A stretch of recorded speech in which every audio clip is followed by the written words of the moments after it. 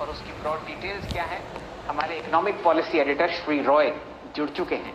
लक्ष्मण जी बताइए। दरअसल जो राहत पैकेज की बात चल रही है उसमें हमने कई सूत्रों से बातचीत की, वित्त मंत्रालय, नीति आयोग और दूसरे मंत्रालयों के अधिकारियों से बातचीत की, तो मुझे दो बातें बहुत साफ समझ में आ रही है कि पिछली बार की तरह सरकार लॉन्ग टर्म पॉलिसी का ऐलान इस राहत पैकेज में शायद ना करे।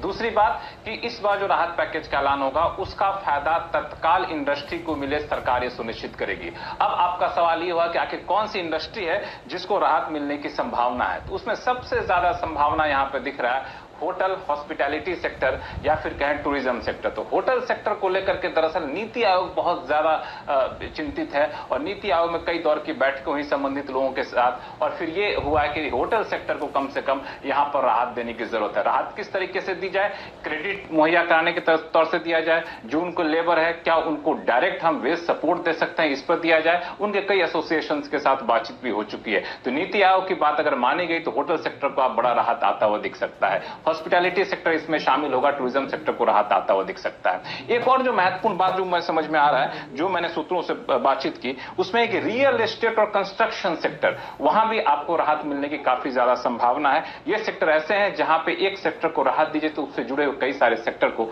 राहत मिलने की संभावना दिख जाती है। और भी कई सारी चीजें आपके पास समय होगा तो फिर वो भी बताऊंगा। चलिए, तो आपके सामने कम से कम 2-3 सेक्टर्स हैं वो आपको अच्छी तरीके से ट्रेड करते हुए दिख रहे हैं। सुबह से ये ओपनिंग अप ट्रेड्स का भी हिस्सा है और अब यहां पर आपको मोमेंटम बिल्डअप होता हुआ दिखेगा। छोटे बड़े होटल्स सब स्क्रीन पर आपको बढ़िया तरीके से फिलहाल हरे निशान में ट्रेड करते हुए दिख रहे हैं। आईटीडीसी 400 को पार करता हुआ, EIH होटल्स में 113.65 का प्राइस देख रहे हैं आप।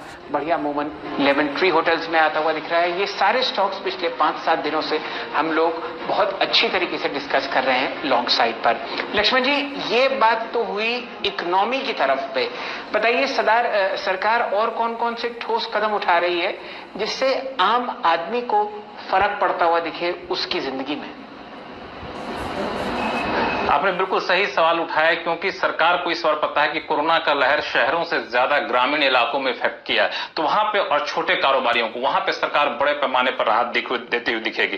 पहली बात कि आपको याद होगा पिछले पैकेज में सरकार ने कहा था कि जो नए रोजगार देंगे उनको हम PF कंट्रीब्यूशन में हम राहत देंगे, उसमें रियायत देंगे। उस स्कीम को सरकार फिर से लॉन्च कर सकती है ताकि नए रोजगार जिनकी नौकरी चली गई है उनको राहत मिलती हुई दिख सके। छोटे कारोबारियों के लिए, MSME के लिए जो इमरजेंसी क्रेडिट गारंटी की सुविधा थी उसमें सरकार नए रूप में फिर से इसको लॉन्च कर सकती है ताकि बगैर किसी कोलेटरल के छोटे कारोबारियों को कर्ज मिल सके। छोटे कारोबारियों पर इस राहत पैकेज में बहुत ज्यादा फोकस रहने वाला है। साथ ही साथ प्रधानमंत्री गरीब कल्याण अन्न योजना के तहत जो मुफ्त में 5 किलो अनाज दिया जाता है उसकी भी मियाद खत्म हो रही है अगले महीने, तो उसको आगे जारी रखने का फैसला लिया जा सकता है। तो 3 बातें साफ रखिए, कुछ सेक्टर स्पेसिफिक ऐलान होंगे तो उसमें होटल, हॉस्पिटैलिटी सेक्टर हो सकते हैं, MSME सेक्टर हो सकते हैं। दूसरी बात, ग्रामीण इलाकों पर काफी ज्यादा फोकस होगा, नए रोजगार पर फोकस होगा। और एक और महत्वपूर्ण बात कि इस बार का राहत पैकेज में जो पिछली बार की तरह बड़े बड़े पॉलिसी अनाउंसमेंट नहीं होंगे, ठोस अनाउंसमेंट होंगे जिसका असर तुरंत आपको जमीन पर